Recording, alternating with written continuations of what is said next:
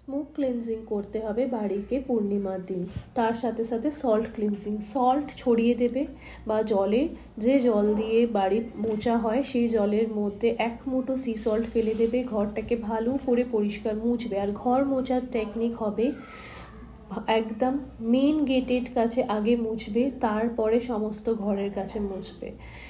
আর যদি মনে হয় যে ওটা করতে পারছো না, তো অনেক বড় ঘর, তাহলে আগে মেন গেটের কাছে মুছে নিয়ে দেন বাকি সমস্ত ঘর মুছবে। এইভাবে পুরো ঘরের মধ্যে পোছা লাগাবে, স্মোক ক্লিনজিং করবে। সেখানে ইউজ করবে কর্পূর আর লবঙ্গ।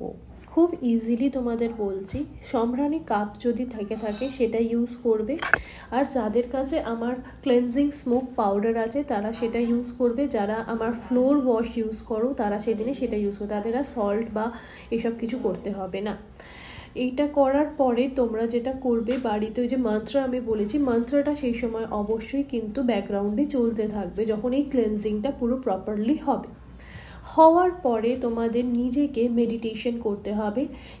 পূর্ণিমার দিন বলা হয় লক্ষ্মীনারায়ণের পুজো করলে খুব বেনিফিটেড হয়, তো সেদিনে লক্ষ্মীনারায়ণ পুজো বা তোমাদের বাড়িতে শ্রীযন্ত্র প্রতিষ্ঠা যেটা করা আছে সেটাকে পঞ্চামৃত দিয়ে স্নান করিয়ে পুজো করতে পারো, এতেও অনেক বেনিফিট পাওয়া যাবে। নেক্সট ভিডিও খুব তাড়াতাড়ি দিচ্ছি।